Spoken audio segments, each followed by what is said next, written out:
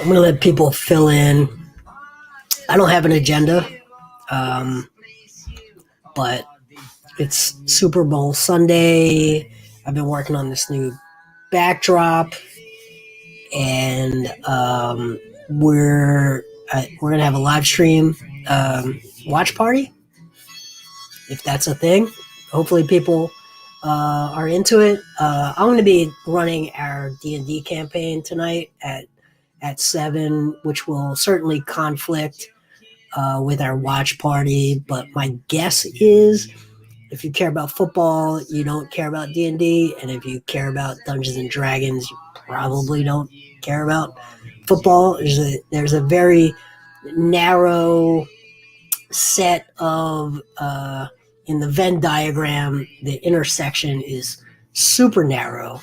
So I've been working on this background this weekend, this backdrop, and a couple of things I just want to test out. So I've got the mic set up, I've got the lighting set up. I'm going to get flagged for DMCA because I have music playing right now. Who cares? But what I want to do is, if you guys want to talk about literally anything, I'm available, because really what I'm trying to do is just sort of a sound check, background check. I want to just look at how things look. I put up a whiteboard with an eraser markers. I want to use this for some of my technology work. This allows me to do some design sessions, but we can also do some scheme sessions. I can draw a shot chart up there. So if you guys are interested in like knowing more when I obsess about shot charts during NBA games, let's talk about it. If you want to talk about football tonight, you want to talk about why I feel the way I feel about certain things in football. I don't talk about football a lot, or baseball. Why do I think that a right fielder is the absolute last position you invest in on a baseball team? Let's talk about that. I will say I will be in Florida in just over 2 weeks, I guess. 3 weeks? 2 weeks. I'm going to be down in Florida. I will be covering the 76ers for their 2-game stretch in Tampa against the Raptors. I'll be in the G League bubble in between that and covering the Blue Coats. But the G League in general, really scouting out, what that young talent pipeline looks like. Jordan Bone was signed yesterday by the Blue Coats, so I'll be taking a close look at him, hopefully, for that day. But also, one of the things I'm working on today, all this morning, was really setting up the Phillies. Justin, thank you. Hey, Justin, are you a baseball guy? I am a baseball guy, yes. All right, good. So I'm getting an echo. You're getting an echo from me? Yeah. It's not just music in the background? No. Is anybody else? Give me in the comments if you're getting an echo, if it's Justin or whether it's me. I've got echo cancellation on, so it shouldn't be me. Let me check I've got echo cancellation on. Let me turn off the music. Here, let me keep talking. Okay, I don't hear myself anymore. Okay, how about this? I did hear it at first. Are we good? I think so. I think we are. So, getting back to my point. So I'm working this morning. I've been working my contacts. Matt, are we still echoing, or is it good? No, I think it's good. I don't hear it at all anymore. I'm guessing it was my. We're gonna go a plain background here. You do whatever you want, man. All right. So I spent all day yesterday, not all day, but I spent a couple of hours setting up this backdrop. Yeah. And when I finally got it executed, I was so happy with it. And over the next 3 hours, I began to hate it more and more. So I threw up this whiteboard, which allows me to do dry erase marker, which allows me to, if we get questions around shot charts and why do I obsess about shot charts, this is going to allow me to stand up with the markers and sort of draw a court and why I think the way that I think and where I think the soft spots in a zone defense or soft spots in a drop coverage are. So I think it's going to be a net positive. And I will tell you what you see back there cost me $74 total. So remodels don't cost that much. LED lights included, all that stuff. Very Chris, what are you doing on a Sunday watching us? So literally, look, I'm sitting and I'm doing like these mic checks and I'm doing these camera checks, and I figure Why not while I mess was around? doing a test,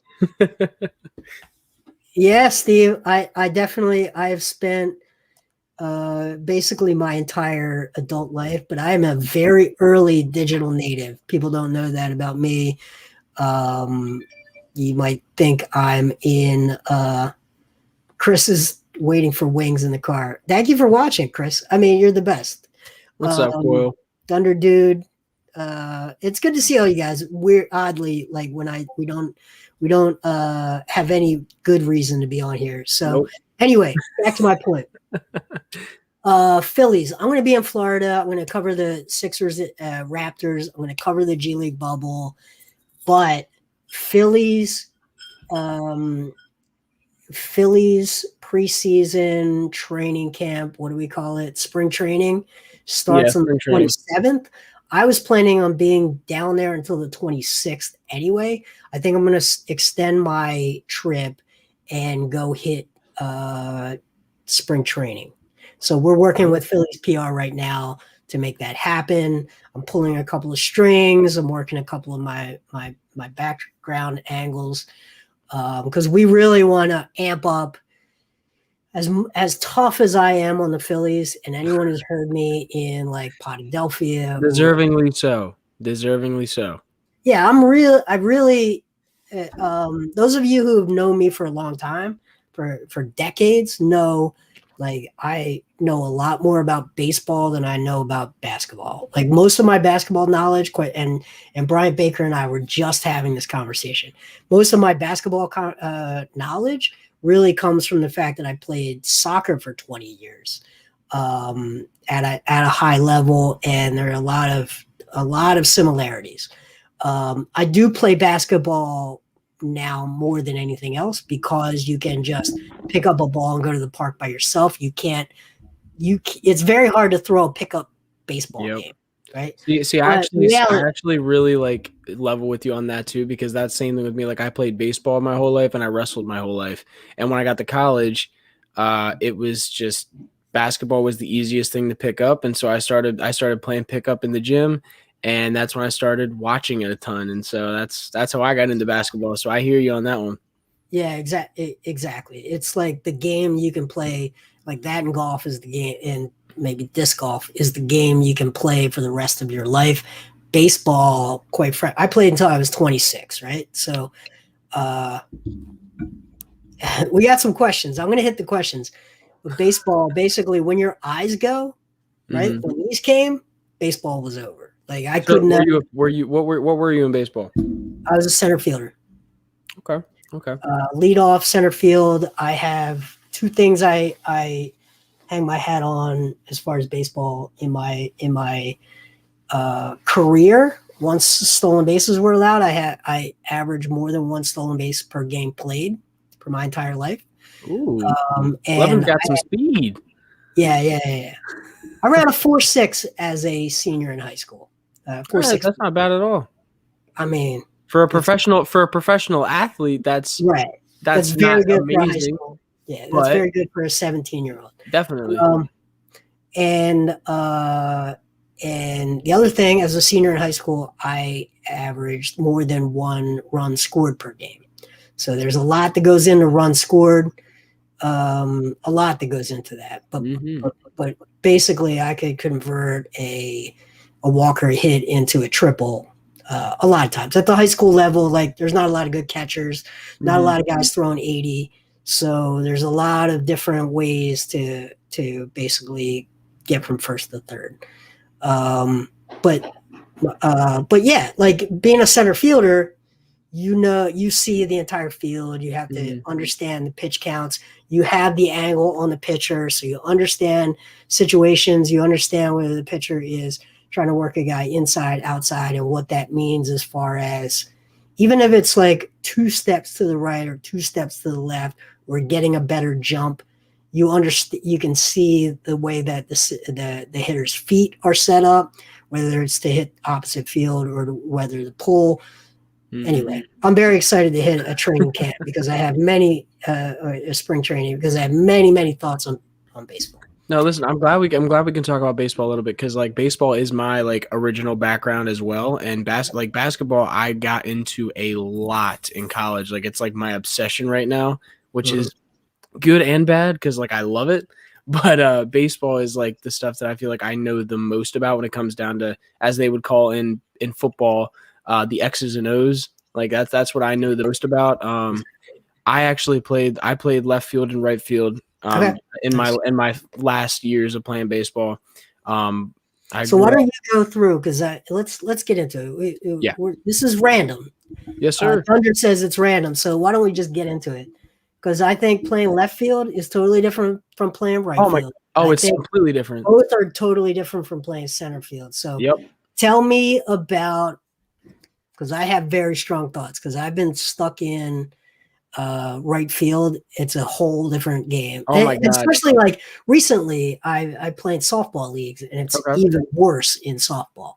Yeah. But go ahead. Tell us the difference between playing left field and right field. So first, it completely depends on what handed batter you have on like at the plate. If you have a righty hitting and you're in right field, the spin on the ball and the way it goes into you is completely different than it is in left field. So you play the ball in a very different way.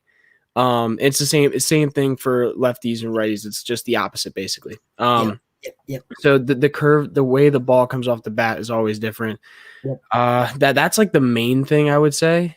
Yeah. Like that's like totally the main thing. What's up? Yeah, that's the whole thing. Yeah, and so because that's why it's funny when people say, like, I know, like growing up, like I played pretty competitive baseball, but like if people don't watch baseball or don't know baseball or never played outfield, sometimes they don't really know. Sometimes they'll be like, oh, left field, right field, it's the same. It's like, no, it's not the same. Especially if you're going up against a good team who knows how to hit the ball where they want to hit it. Like you can be tortured at times. Torture is the right word for it.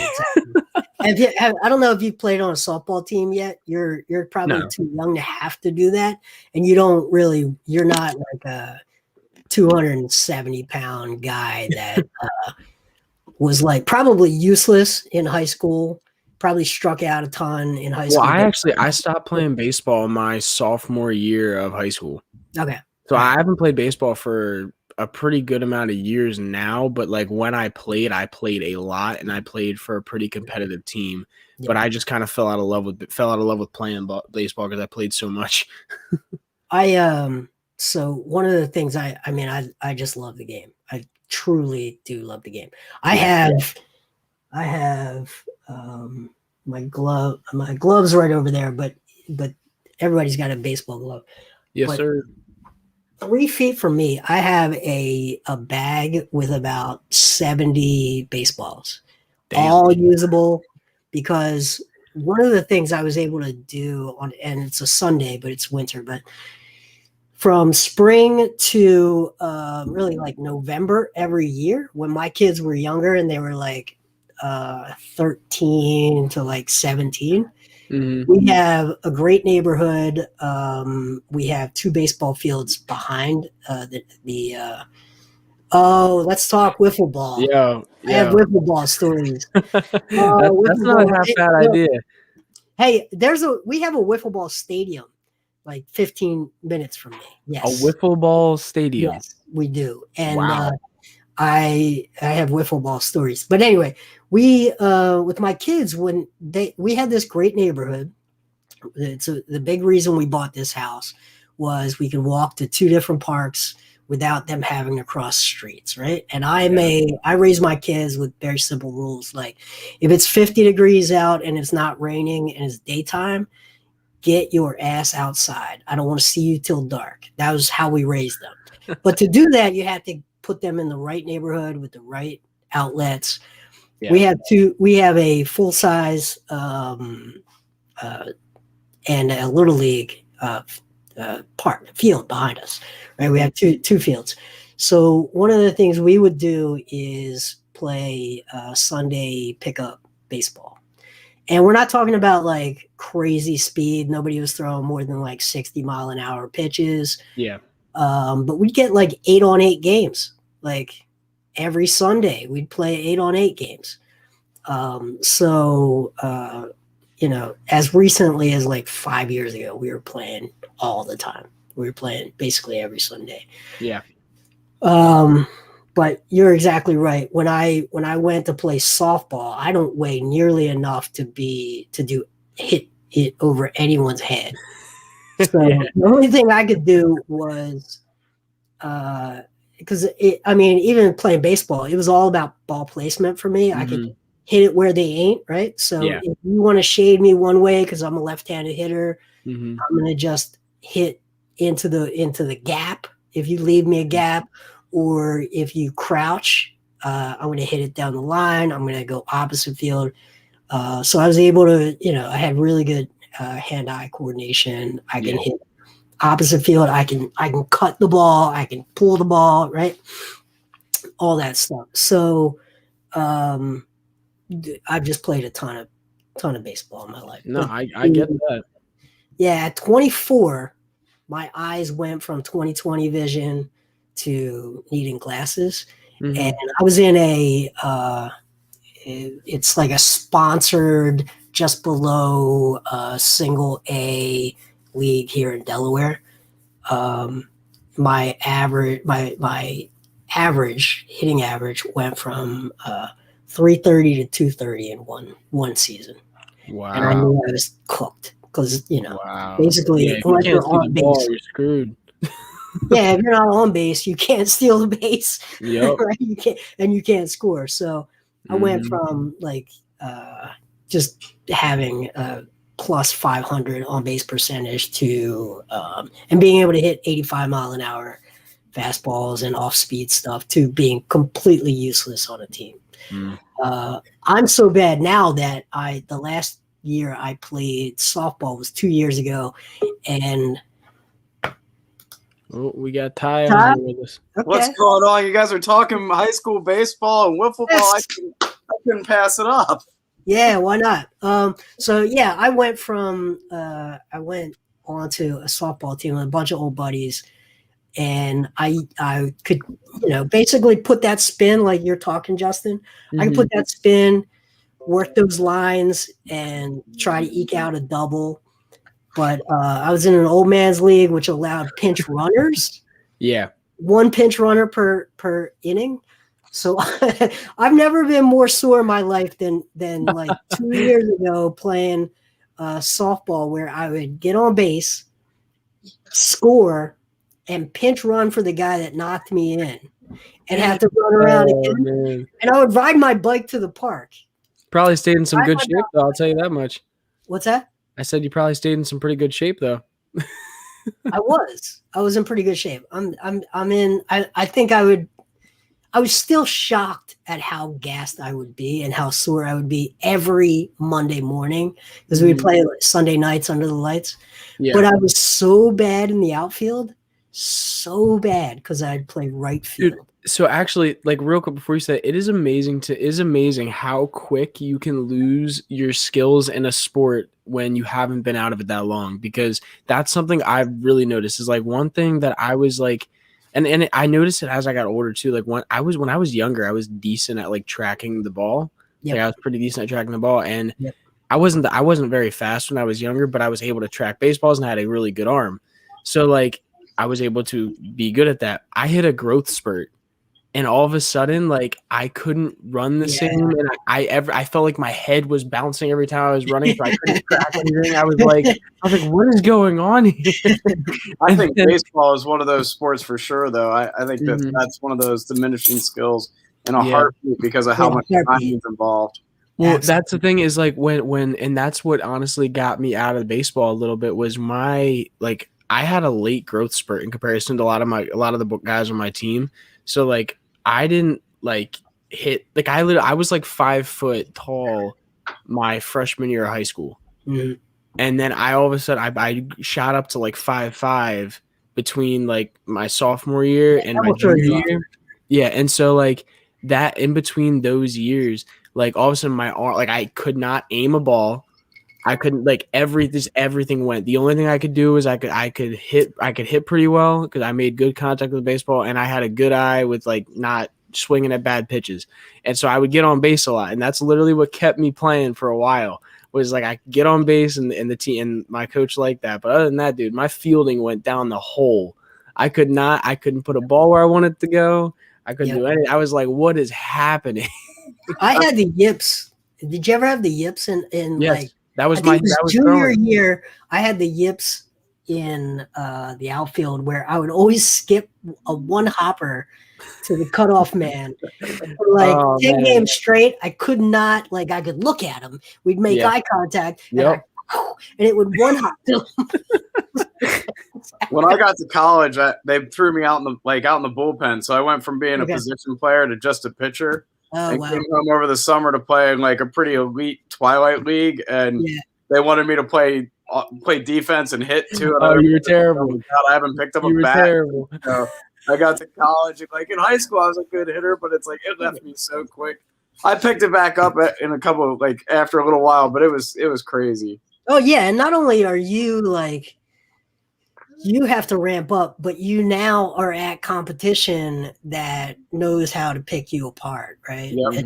And if you have a hole in your swing, you can get away with that way into high school. You can get away with having huge holes in your swing. But when you start getting to those guys with like late action and can throw in the 80s with a tail and have an off speed pitch, if they figure out that you have a hole in your swing, you're absolutely cooked. Yeah, it's crazy. I know when I was in college, we scrimmaged a team when we were headed south that there was a guy that threw 94, and I just remember thinking like I had seen 90 in high school like once maybe. And that in 94 seemed like 110 compared to that. Oh, for sure. And it was nuts. Yeah, I kind of know what you mean. And obviously, like I said to Jason earlier, I don't know if you were on here yet, Ty, but I stopped playing baseball like my sophomore, junior year, like of high school. And like, but I played like high level at that age for myself. Yep.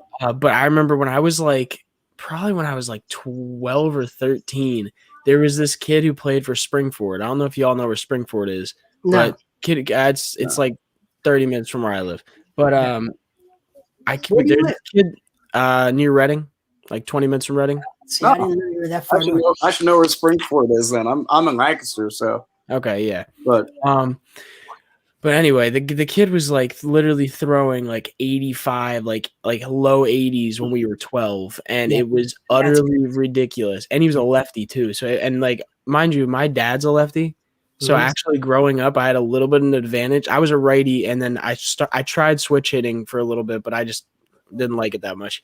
So my dad was a lefty though, and so when he would like throw BP to me every once in a while, and it definitely helped me a lot. Like I felt like I had an advantage in comparison to my teammates when we went to play people. But like this kid, like for being 12, I walked up into that batter's box. I was a little frightened. I'm not gonna lie. I was like, my God, at 12 years old, you're not usually seeing that kind of heat.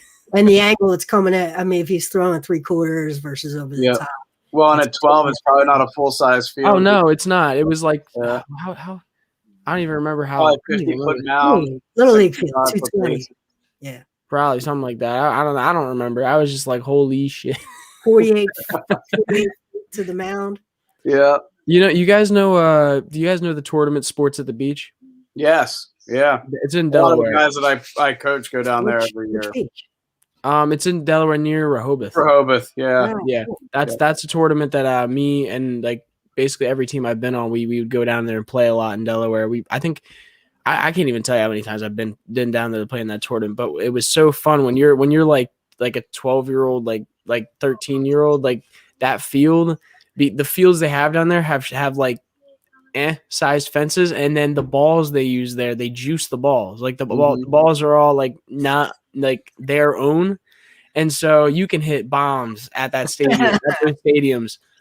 Yeah. All weekend, and it's fun, but it's kind of unrealistic at the same time. All my guys come back from that tournament, and they'll be like ninth graders, and they think they hit bombs, and it's like, no, you need to hit the ball on the ground, make the defense pick it up, and make a play. The easiest thing in baseball is to catch a pop up, and I'm too old. Those tournaments didn't exist when I was a kid. I would have loved to do stuff like that. But yeah, it was one of those things where it was fun. But yeah, like I completely agree, because some of the kids that used to be, oh my god, sorry, my dog's barking. Some of the kids that I used to play with on those teams ended up not being anything outside when we got younger. But like there's two or three kids I played with on that team that are now playing in college, and some in the MLB circuits. So if you ever see Sean Gilby coming around, he's playing in the Padres. I think he's in Double-A or Single-A right now for them. So if you ever see him come around with the Padres, he's a beast. He's a beast. He's in a good organization right now. They just spent a ton of money to be good this year. Yeah. If they don't make a run this year, they're in trouble. Yeah, I also have one of my cousins. His name's Austin Smith. That sounds like I'm faking it every time I say his name. Everyone's like, "Who's Austin Smith?" Yeah, he's in the Padres organization as well, and it's hilarious because he's this like he's adopted. He's 6'3", and he's a 6'3" black dude. Hilarious. Like I grew up with him when I was younger, and now I think he's on his last year on his contract though, and he hasn't been pitching that well. So I'm a little worried for him, but because he's only in like the Single-A, I think, right now. So how old is he? I think he's 24 now. Yeah, it's tough. Yeah, he came out of high school. He was gonna go. The window is closing. Yeah, he was gonna go to. He was gonna go to college, and then I don't think he was like super like academic. So he was like, I'm just gonna go right into baseball. That's the same thing Sean did. But yeah. I don't know. We have a kid out of Lancaster, Nate Fosnot, who's in the Phillies organization. He's I think I've heard of him. Yeah, they're moving him to a corner infield spot. He was a shortstop when he was in the LL League around here. Gotcha. But he's actually playing pretty well. He heads down in March. He works out at the facility that our high school boys that I coach work out at, so we get to catch up with him. But he gives us all kind of the insights. It's a lot of fun to talk to a guy who's in it now. It's so different than it used to be. Yeah. We had on my high school team, one of my best friends in high school, he was like 5'7", 5'8", but like just a pack of muscles, super fast, like probably the only person faster than me in our high school. And the best shortstop, one of the best shortstops I've seen in person in my life. But he just got cut from all those minor league pre-draft tryouts just because he was 5'7". Like that's just awful.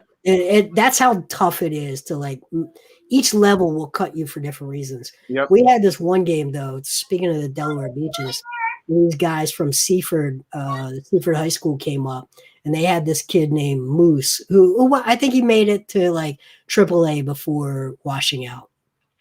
6'2", 240, as fast as we were. We did these like pregame because they were a 2-hour drive for them. We did these pregame races as fast as we were, and he hit a bomb in the game that over the left field fence. We had these 100-foot oak trees behind a 330-foot fence, and he hit it, and we just looked, it just and there's never a doubt that it was a home run. It was only a doubt of like how far it was going. And it went over the tree, and we were like, Wilmington High School was an inner city school right on the edge of the city with and it's still there. It's just a charter school now with like the ultra rich neighborhood right next to it. And that ball flew over those oak trees and into some, $1 million house. Damn. either through a window or on their roof or in their backyard. But it's funny how you see like when you see someone who's like clearly the next level playing at the lower level, it pops. It's pretty amazing to see. Yeah, I played with a guy named Rob Blomeyer who ended up going to Nebraska to play football. And Rob actually got offered a contract for the Tampa Bay Rays, Devil Rays back then, just because of how fast he was. And he was a good baseball player too, but he wasn't refined. But he still, to this day, in my mind, hit the furthest ball I've ever seen somebody hit on a JV field my freshman year. He hit it so far that he trotted a ball without a fence. But you could just see he was a different type of athlete. Yeah. Damn. Our baseball field. Our baseball field is also our soccer field. So I played both baseball and soccer, and we basically off to the corner of the southwest corner was the baseball diamond, but then in the outfield. So if you hit the right field, there was no fence for 120 yards. So, it's probably 600 feet to get to the fence. So if you were a left-handed hitter and you hit the bomb, that's exactly what you're talking about. No fence. If you're a right-handed hitter, it was a 330-foot fence. And when I was younger, I stopped playing baseball when I was like 15, 16. When I was 18, I went back because they were playing in this like little league, and they wanted to my old team was playing in this like random league, and they were like, hey, we need some players. Like, can you come and just play for a game? I was like, mind you, I had only been in those 2 years that I hadn't been playing, randomly throwing BP for one of my buddies I was playing in college at the time, and randomly I was not doing shit when it came to playing baseball. And so they call me and say, hey, yo, I know you've been hitting with me lately. Like, we throwing each other BP. I know you can hit a little bit still. Can you come play? I was like, sure. Now, just a precursor to this, the BP we were hitting was underhand toss, like from behind a fence. Like, I wasn't. He wasn't literally pitching to me. I haven't seen actual pitching in like 2 years to this point. Right. I go back, dude. When I tell you they stuck me in left field, I played well in the field actually, but when I tell you they stuck me in left field and I went over 3 with 3 strikeouts, I am not kidding. It's tough, dude. I could not even make contact with the baseball. I get it. And mind you, I came into this with the utmost confidence. I was like, I can hit. I'm like, I used to hit very well when I played. And that was like my strength. I've been hitting a little bit of like BP. Like, I'll be fine. I go out there and I'm like, Jesus Christ, this is like, because that was the one thing I was excited to do. The one thing I was excited to do was go back out and hit. And I was like, this is the most embarrassing thing. I'm out here embarrassing myself right now. That's what killed me when I started playing golf. I could not figure out how I played at the Division I level of baseball, but couldn't hit a ball that didn't move. Well, it's so different. It's I know it is, but like when you first start playing, is so different. When you first start playing, you just think the ball's not even moving. I should be able to do this, and then let's talk about golf because I don't know shit about golf. I don't know shit about it. I can get my dad in here. He'll know about golf. It is the worst addiction you can ever have. But that's a fact, man. I have it bad. I'm down to like a 4 handicap, and the other two guys on the podcast with me are both plus. They're like, one's a +4 and the other one's like just at scratch, and they just kill it. Man, Justin, if you ever do get into it, be careful. It's an expensive addiction, man. See, that's and one thing I've seen, because I think I did 8 holes with my dad once, and when I was like really young, and my dad 8 holes?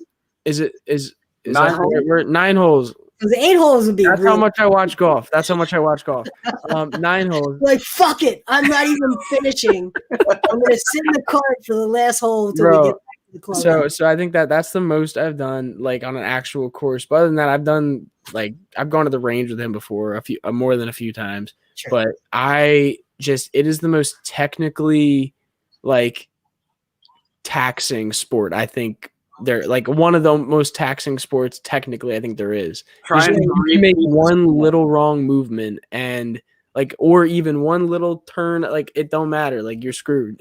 You're mastering yourself. You're no longer competing against someone else. Yeah. You're competing against yourself. That's why I like shooting in basketball. I feel like mind you, obviously someone's running at you most of the time or someone's in front of you, but ultimately if you do a good form shot, it should go in no matter what. That's what that's what's like baseball. I guess in baseball, like sure, there's other people that can come at you, but if you know what you're doing, typically you can at least make contact with the baseball. Sorry. So I don't know. That's like I think golf. The crazy part about golf though is you like even if your swing is completely repeatable, all of a sudden the ball's on a different level than your feet. You know, like you hit a ball off to the right, now you've got like a side hill lie. I mean, I've never hit the same golf shot outside of being on the tee box. Every golf shot's different because of everything. The game's just such a mind fuck. It can just toy with you for forever. And the other cool part is you can play it forever. So like you hope to be able to play it until you're 75, 80 years old and you know, still go out with your buddies and have a good time if they're alive with you, you know.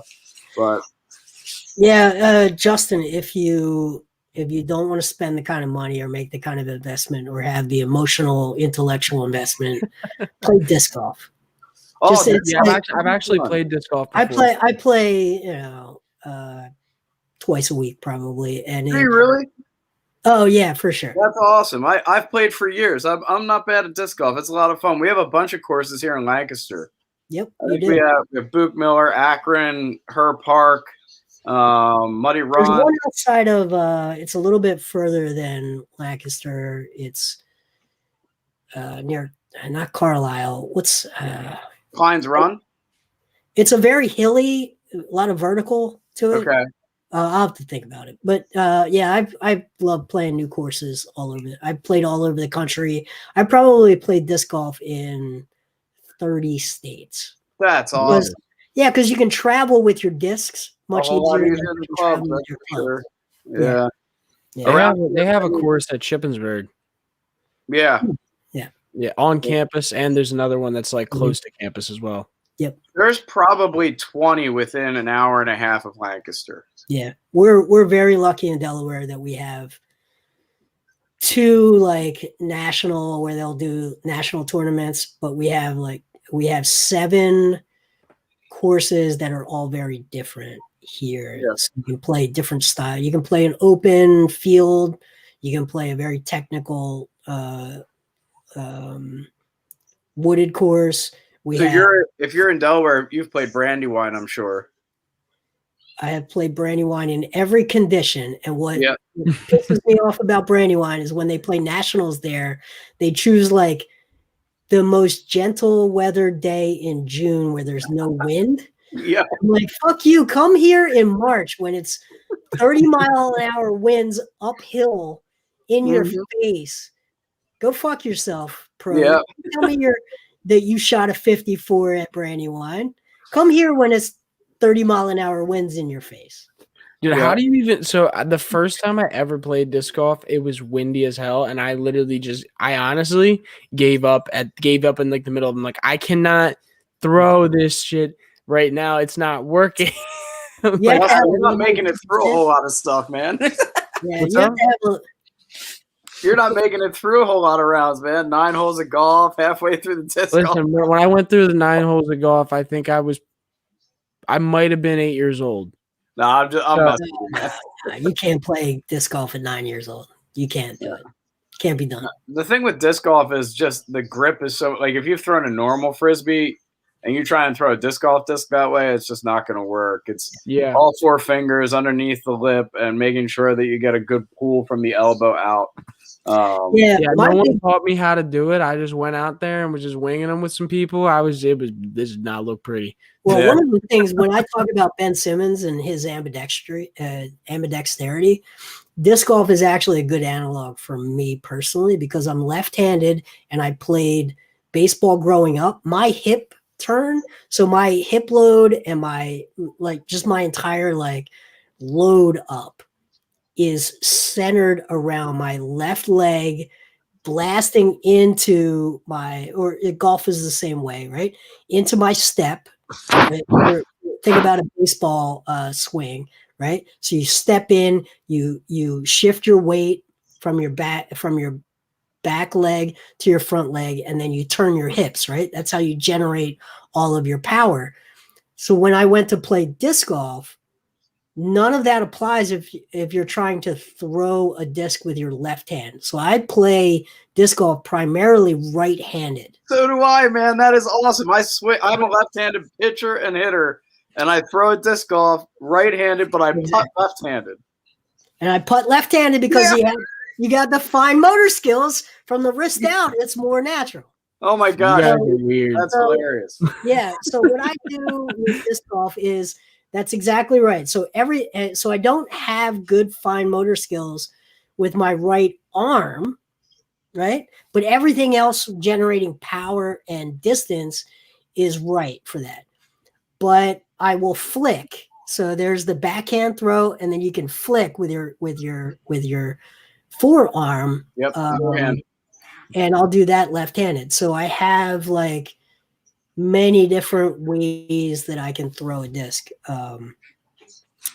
This is our new, just for those who are just joining us, this is our new disc golf podcast on Opinion Lines. We were just, listen, we didn't want to do a disc golf podcast, but it just happened. So much a groundswell of fans that were demanding it. We decided we had to do it. My God. We'll get more followers for the disc golf one than our Pull the Pin podcast that we've been trying to get moving here. Look, I'm a big believer in try everything, stick with what works. You know, Yes, and I'm also a believer in put a body of work together, and you'll find your audience. They're out there. You know that, like, you can talk about crocheting on YouTube, and somehow you'll eventually find an audience. Yo, real quick, I did not know this. Like, so one of my neighbors, and I don't know how I got on this subject, but I was just thinking about it when you guys were talking about like how you hit and threw and stuff like that. I was thinking about baseball more. One of my neighbors who I used to play baseball with growing up, and like we used to like play baseball on the side of his house, like play roller hockey in the street. He's playing at Virginia right now. He's playing catcher for Virginia. Okay. And I didn't realize how good he's actually doing in college right now. I just looked up his stats because I have not like talked to him in a while. Nice. And he's literally like, obviously last season, is 2020 this season technically for baseball right now, or is that 2021? No, Okay. They should be just getting ready to play 2021. Okay, so last season hasn't started yet. They'll start in a week. Last season, I guess he played 14 games. And he had 59 plate appearances. He batted 320 with a 390 OBP, 420 slugging percentage, and a 810 OPS. It's pretty good numbers, especially in Virginia. That's damn good numbers right there. What year?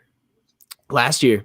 No. But what year is this? His junior year? This is okay. So going into this year, it should be a senior season.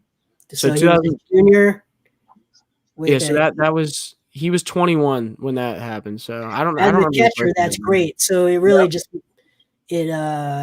how does he manage a game? How does he manage his pitching staff? Like, one of the things I'm excited about with this heading down to spring training is I would love to talk to JT about how he manages a pitching staff. I really have a fundamental problem with how the Phillies built their bullpen last year. Just being too I have a fundamental problem with how they've built their pitching in general over the last 5 years from the bottom up. But sorry, go on with. No, I just think that a catcher is so important in sort of crafting pitch selection and working batters and moving the eye level, up and down and moving and changing speeds. What I don't like about the Phillies pitching staff, especially the bullpen, was they didn't have that diversity of speed. and pitch selection. Seven guys that are exactly the same.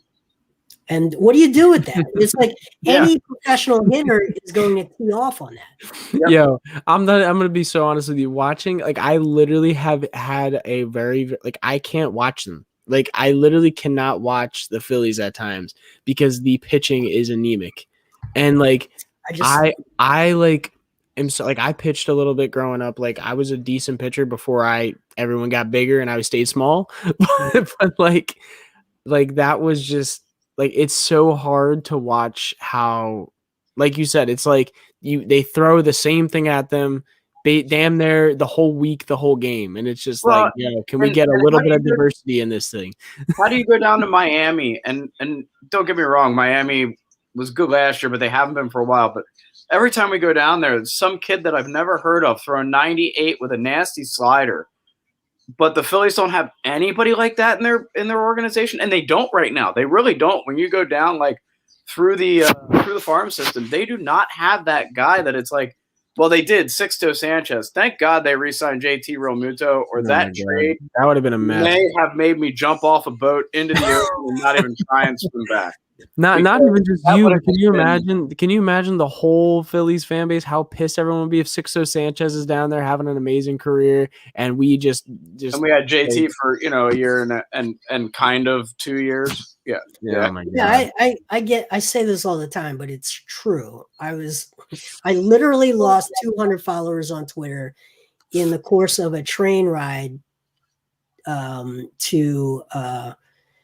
to the Sloan Sports Analytics Conference, and I'm with Eric Martirano, who is a great guy, a good friend. Played in a band with him. We're on the train riding to Boston, and they sign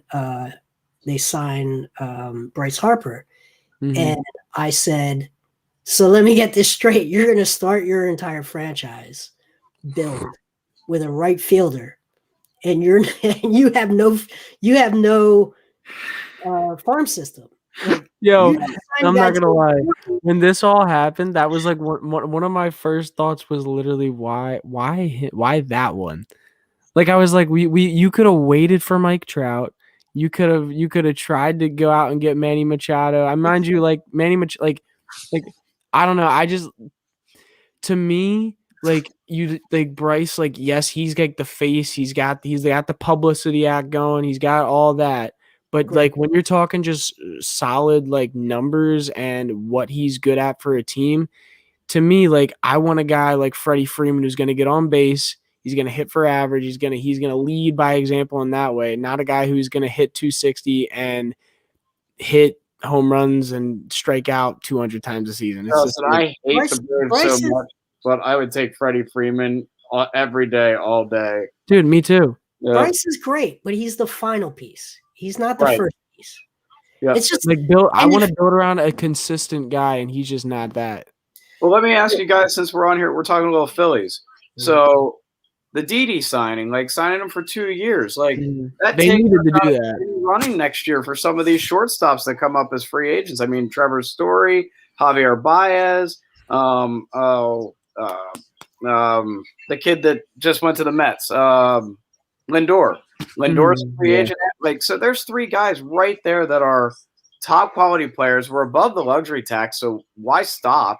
Yeah. I just, and I like Didi, don't get me wrong. I'm not saying that he's a nice option for this year when you don't have anybody else. I want to be honest with you. I think the fans around the Phillies organization would literally kill people if they didn't sign somebody competitively for a decent contract. Like, Didi is at least someone who can keep you competitive at that position. So I agree. Give him $10 million more this year, so you don't have to sign him next year, and you can go after one of those guys. But here's the thing: is he going to cost you ticket sales? No. And is he going to sell you? Is he going to sell any jerseys? He might sell jerseys. 5 or 6. Okay, but here's the question: can he play second base, or can one of those other guys play second base? And if you can, because I like shortstops. Like, that's one of the anchor positions. Like, to me, it's like get your ace, get your top 3 rotation guys, get your closer, then get your catcher, get your shortstop, get your center fielder. Like if I was building a team, this would be my like these are the elements I put in, and then see where we go from there. Right? You know what's funny with that is that's actually like I think like I used to play a lot of like and this I always like go back to video games because that's like what I grew up on with like sports. I grew up on sports video games. But 2K used to be 2K MLB 2K used to be like the shit for me on Xbox, and I would play that, and that's what you always draft the starting pitcher, and you draft your best position players, and then you go on from there. Yep. You always work up the middle in baseball. You're always going to be good when you are strong behind the plate, on the mound, in the middle of the infield, and in center field. That's why, like what Jay's saying about Bryce being that pick, like picking the right fielder as what you're going to start with when the organization is so desperately in need of other things. They just wanted ticket sales, and he's that publicity dude. Yeah. Like I said, he is literally that guy who has that. I was going to say he's literally that guy who has that public image who you could sit there and say, hey, look, we're trying to win. Right. Yeah, I know. I get the fit. Eric, who's I'm sure he's not watching because he's got a young baby, but he literally looked at me. He's like, you should delete that tweet. I was like, fuck them. It's true. Yeah. Like, fuck him. I don't care. He's like, do you see what's happening? I lost 200 followers in like 2 hours. I'm like, fuck them. It's true. They'll see. I don't need them to know that it's true now. In 5 years, this will be obvious. Yep. This is a 500 team. It really is. It's sad to say too. And I mean, the back end of the rotation, they just haven't made any effort to address those situations. Not that there was a whole lot out there to get this year, but they could have. There were options that weren't Vinny Velasquez again, and he may not end up being the guy, but like just the fact that his name was still coming up a couple months ago and they gave him more money is crazy. I'm curious what your guys' opinions are on Kingery and Hoskins. Kingery's too small. What was that? I said I'm curious on your guys' opinions on Kingery and Hoskins. I think Kingery was going to be a good player before he came to a team that was concentrating on analytics, and they handcuffed him, and he basically was not aggressive for an entire season, hitting out of an 0-2 count and just not being able to figure that out. But technically, his swing just isn't going to work at the major league level. He's trying to swing with launch angle. He's not a good enough power hitter to hit that way. He needs to spray the ball to all fields and use his speed. He's just working the wrong way. He wants to be Chase Utley in the worst way, and he's just not. And I love him to be because I love who Chase Utley was, but that's not. He was my favorite player. What's that? Yeah, it's great. Chase Utley was my favorite player growing up. Yeah, but that's not what Kingery is. Kingery is a guy that needs to find a way on base. He needs to stop hitting fly balls, use his wheels. Hoskins is a tough one. Hoskins is the streakiest hitter since Pat Burrell, and that's what he is. He's Pat Burrell. He's going to hit 25 home runs. He's going to hit 250 probably. He'll walk more than Burrell did. He'll walk about 100 times. But is he a middle of the lineup guy that I really want to like bank on? No. I'd much rather him be a Jason Worth. If we're just going to make general comparisons to players of Phillies past. I hope he proves me wrong, but the fact that he's a bad defensive first baseman just really makes it even harder. If I'm going to have a bad defensive first baseman, he better hit 320 and he better drive in 120 runs. Like he better be Miguel Cabrera, right? Like, yeah. And pitching, I think pitching even from 10 years ago is just so much better. You can't be a guy that relies on capitalizing on mistakes. So a lot of these guys like him, I think, can punish pitchers when they make a mistake, get up in the strike zone, leave it over the middle. But you can't rely on that. That hope is not a strategy. You have to go in being respecting the opposing pitcher, assuming that they are going to hit their spots, know where their spots are, know what their speeds are, and going in to attack those things. If you're worried, if you're relying on just capitalizing on mistakes, let's say you sneak into the playoffs. Now you're against guys that don't make mistakes. Yep. So what happens? You wind up having those, you hit 142 through a playoff series because guess what? They're not leaving those same middle end pitches out because they're locked in. So like to me, those kind of guys, they're just, it's false hope. It's false hope. What you need is so many of those guys. You need a pipeline of so many guys like those two, that one of them pops and becomes a legitimate star. And that's what I like about what Marlins do, because they just cycle so many guys. They do so much scouting. They know they don't have any money. They know they have to sell guys off once they hit free agency. They know they have to do it, but they just keep such a pipeline of talent coming in that they're not worried about whether a guy for the fourth year in a row might turn into a player. Yep. Like they can evaluate and move on quickly. I get frustrated with both Kingery and Hoskins because as a coach, as somebody who's been around the game a long time, oh wow, he just hit that putt. They both look like guess hitters to me, and guess hitters don't survive in the major leagues anymore. Yep. Guess hitters are guys that, are up there not paying attention to the count they're in. They're just, like you said, hoping. And if you can't work yourself into a count, I mean, Hoskins, if I'm a pitcher, I'm throwing him a first pitch fastball down the middle of the plate almost every time he comes up because I know he's not swinging at it. If I'm Hoskins, at least once a game, I tell myself, I'm going up there first pitch, and I'm going to try and drive the first pitch. And that's how a guess hitter needs to work. Mm-hmm. But he doesn't work that way. Totally. It's so frustrating to watch. Totally. Yeah, and that's honestly why I was asking you all that, because I'm like, to me, like, I know so many different people who have so many different thoughts about those two players. And one of them especially being Hoskins. I think people give Kingery a little bit more room to work with now because I feel like we still don't really know what he is and what he has the potential to be yet, at least in my opinion. I'm still trying to see if he can resurrect his career a little bit more. But Hoskins, I feel like I just know what he is at this point. It's just he's not. The tough thing with Kingery is they haven't given him a defensive position. Yeah. I mean, he's played a different position every year he's in the major league. So when that happens, it gives you that like glimmer of like, okay, well, maybe he just hasn't settled in yet. Mm-hmm. And so I'm kind of with you there where like I've seen that whole look at it. Do I buy it? No, I don't care. Like if you can't hit the same playing second base that you can play in center field, don't get me wrong, both are very difficult positions. Mm-hmm. And maybe you're taking time away from BP to go work on that. You're a professional athlete. Like figure it out.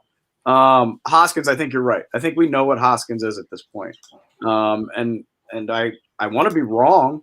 I want him to be a stud, right? Like we want him to be that guy that came up and we were like, oh my God, we've got this guy. But he hits the shit out of the ball, consistent, can get on base no matter what. You got to ask yourself when that's happening and he comes up scalding hot. Well, why was he drafted so late? Why did it take him this long to get here? Like, you know what I mean? Like, there are reasons. There's a method to the madness. Now, there are guys who just figure it out. Like, it does happen for guys. Mm-hmm. But even in that season where he came up and he was so hot as a rookie and even the year after it, there was still signs that it was like you're a streaky hitter that really, you're going to be an okay player. And the fact that he's a bad first baseman just makes it even worse. I think you see this in basketball all the time. And I talk on our live streams all the time about the difference between an NBA player who's hasn't made it into the opposing team's scouting report. They look awesome for a few games. And when they get in the opposing team's scouting report and they start taking away what they do, they drop off a cliff. And he's just one of those players. He's like a swing player where when they're focused on exploiting the weaknesses are there and they're easy to exploit. When they're lazy, they're not paying attention, he can make them pay. It's up to him to recognize what his weaknesses are and try to close those holes. But Kingery, I think Kingery is just, there just aren't a lot of 180-pound guys that can sustain a 162 game season. And we saw this with like in the 90s, there was a very talented catcher for the Phillies, much more talented than, I forget the guy's name, Daryl. Dalton? What's that? Darren Dalton? Darren Dalton. Mike Lieberthal was a much more talented baseball player. But Mike Lieberthal was 180 pounds, and what would happen is by July, he was 165 pounds. Yep. And he physically could not sustain a 162 game season. And the team eventually had to, go to the roided up sort of Dalton-esque style because the Lieberthal just couldn't keep playing every day. And I think Kingery, no matter, even if he makes a leap, and the swing plane concept, when you're 180 pounds, you're 5'10", forget that. You need to spray the ball everywhere. You need to waste pitches. You need to be fouling off everything. You need to be able to hit to any spot and just find a way on base. There's no analytics bullshit. You're tiny. Yep. I will say though, for being how small he is, spots that they're not. Hit Texas leaguers all day long, foul pitches off, have an 8-pitch count. Even if you wind up getting out, eventually you're going to wear the other team down. You have to play that way. But even if he does all of that and you eke into the playoffs, you got a guy that's basically worn down. He's just not big enough. Well, he's built in that Dustin Pedroia mode and like mold. And Dustin Pedroia is a one-of-a-kind kind of player. Like you're not going to find guys like Dustin Pedroia all over the place. And guys that are built that way, it's a great example. Like when you look at guys that are built that way, you know who Kingery needs to example his game after is David Eckstein, the guy that played for the Cardinals years ago, number 22, the little guy. Like if he plays like Eckstein, he'll last an entire season and get on base a ton, and you give him days off. That's not how he tries to play. He tries to play like he's 6'3" and 220 pounds and hits the ball out of the ballpark. Yeah, to me, it seems like here's who we should really be playing like Ichiro. Yeah, basically the same body type. I mean, I would say Ichiro was a little bit taller and also super skinny. Kingery at least is like got a little bit jacked last. They're basically the same size. I just looked them up. Really? Kingery's 5'10", 180. Ichiro is 5'11", 175. And Ichiro just found grass. That's all. Just found grass. I remember Ichiro. Yeah, Ichiro was like his swing to me was so interesting. Like he swung it like it to me. It looked like he was a softball player at times. Like how like you swing and you almost run with it. Like I was just like, he didn't. He had no ego attached to his swing. Yeah, and Pete Rose had the same kind of thing. There's no ego attached to the swing. The swing was put the bat on the ball, find grass, period. There's like go with everything. He was like he was Ichiro. I mean, I could go on and on about Ichiro, but Ichiro was like the Bruce Lee "Be water, my friend" of baseball, right? Yeah. Have you ever heard the "Be water" quote? I've heard of it, but I haven't. I don't know much. No. Let me read since anyone who's listening is clearly not quality. All right, let me okay. Here's Bruce Lee. Empty your mind, be formless, shapeless, like water. Now you put water in a cup, it becomes the cup. You put water in a bottle, it becomes the bottle. You put water in a teapot, it becomes the teapot. Now, water can flow or it can crash. Be water, my friend. Yeah, I love how Jason reads things and how much thought and how much like how much is put into what he's reading. It's like he's reading for D&D at all times. Jason, you almost went a little Bruce Lee there, man. I didn't want to add any accent because I didn't want to add that. I didn't think it was not in today's world. Not a great idea. Wasn't necessary. Not a great idea. But think about that when these undersized guys, and this is what's lacking, I think, in the modern baseball universe, is these guys who are willing to just go with everything and take whatever is offered, because they're so. I mean, you watch. There is such an arrogance about Major League Baseball right now that is so sad. The fact that you're able to play a shift and teams aren't willing to be like, okay, so in spring training, we're going to bunt 100 times at every practice. So when Bryce Harper comes up in the top of an inning and we need a guy on second base and they put the shift on, you're going to put a bunt down the third baseline and end up at second base. Like the fact that arrogance that like, oh, well, I'm better off trying to hit the ball out of the ballpark. It's insane. It is just absolutely – it's terrible. I mean, it's just terrible. There's really no other way to talk about it. But what if he hits a home run? So what? But see, that's there's the right I'm kidding. I know it's one of those things. I firmly believe if there was a major league team out there that was willing to put into play, like we're going to play the percentages of what people give us instead of just sitting back and striking out or hitting a home run. We're going to play 70s and 80s baseball. They will win games. They will win way more games than anybody expects them to do it. I mean, there are college teams do it. The Aussie Cardinals from the 80s. I think they Yeah, absolutely. Yeah. Outside of Paul O'Neill and Jack Clark, they didn't have a guy who could barely hit the ball out of the infield. Yep. You know, Willie McGee had 200 hits one year, and I think 45 of them were infield hits. Small. Yeah, exactly. And to me, it kind of reminds me. To me, it kind of the way baseball's become with analytics and with launch and with like all launch angle, all kinds of different things, and what they think is better to do. It kind of reminds me of basketball with how teams are now with the 3-point shot and with shots at the basket, where like people want to try to be as efficient as they can to win games, even if it isn't efficient.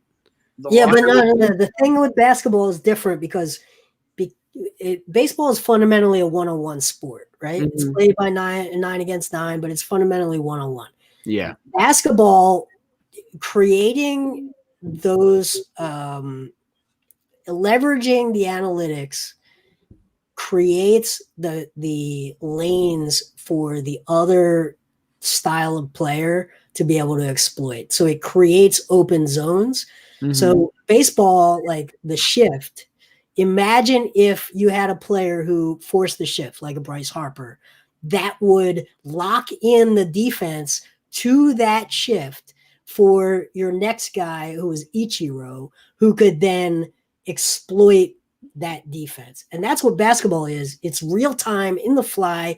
If you decide you want to go to some exotic defense against it, you can put another player on the floor that can then make you pay for that choice. Baseball is every pitch is a reset for the defense. So you don't have the same, you can't get as exotic, or you can't get what I mean more about what I say that is purely just how they're trying to execute like offensively. So with specifically just with not where they're standing at the field, but how an offensive player or how an offensive coach wants to scheme something or wants to teach their players on how to do something. It's like when a guy, like I said, with like launch angle, specifically that they're like, okay, we want you to try to hit home runs every time or hit it above the defense every time, rather than try to hit line drives and hit ground balls to try to get into different gaps in the infield or stuff like that. And in basketball, I mean, instead of wanting guys to exploit the mid-range because that's what they're giving to you, instead, like at times, because like a lot of teams do give up the mid range, and you see some of the best players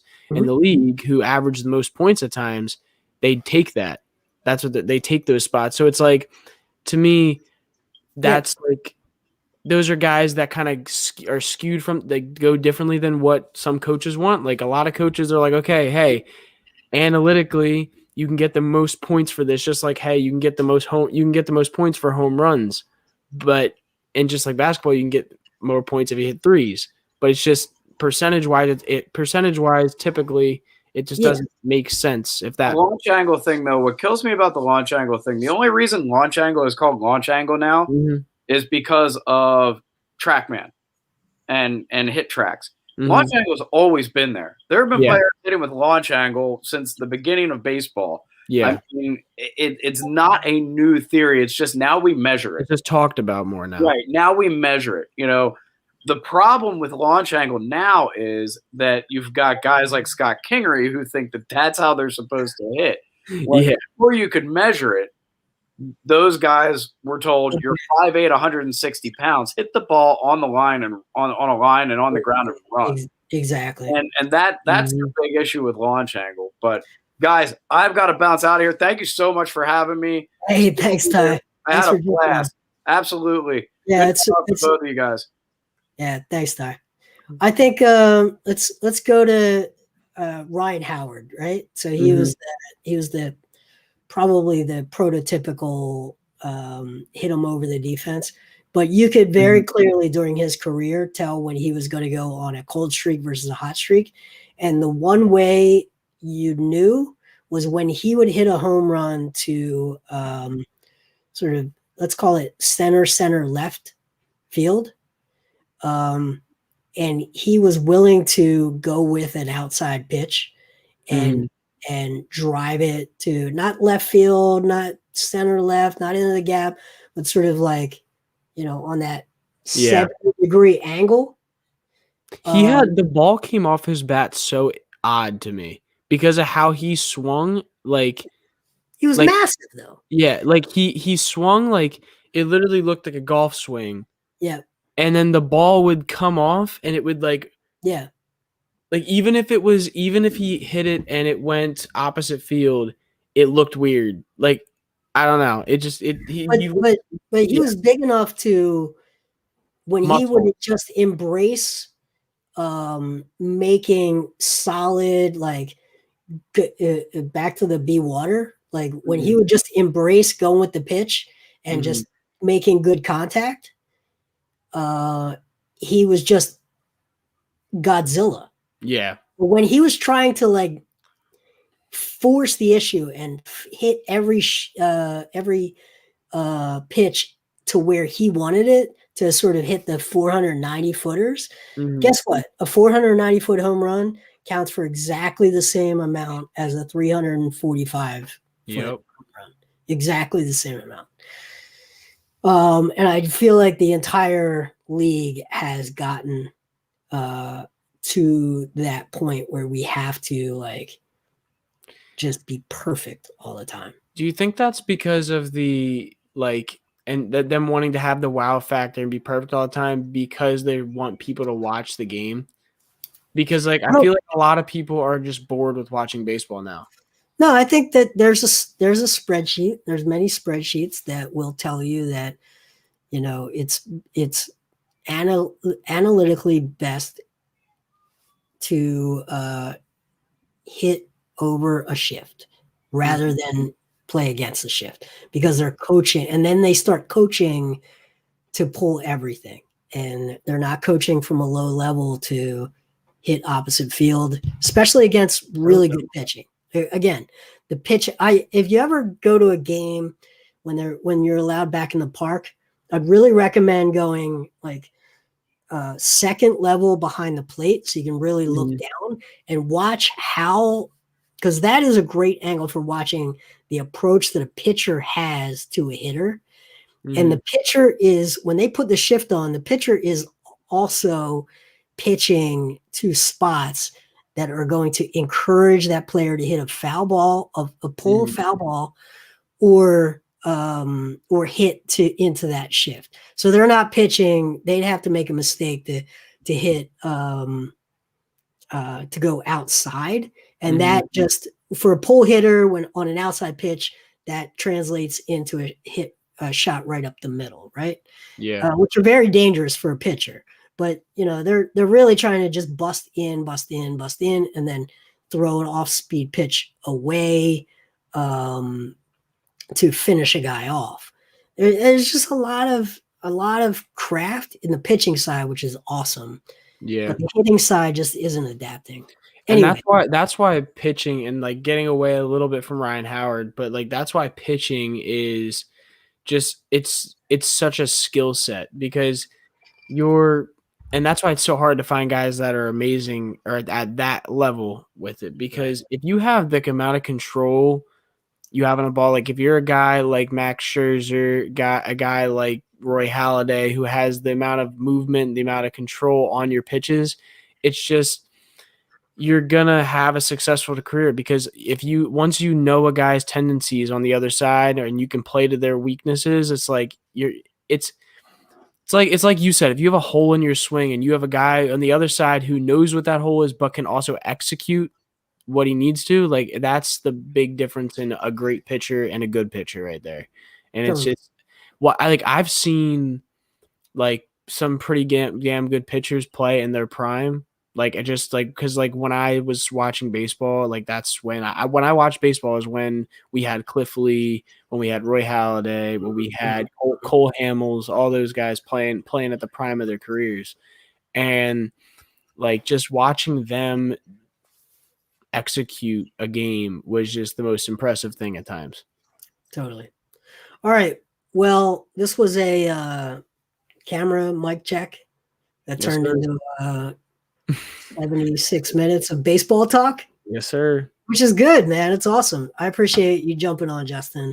Yeah, man. I'm tired anyway, so I might go take a nap for the Super Bowl or something. I'm not even watching the Super Bowl. I'm playing Dungeons and Dragons. So thank you to everyone who hung out with us. Appreciate all the comments. Justin, always appreciate you. Sorry I couldn't come on the post game. How dare you? How dare you?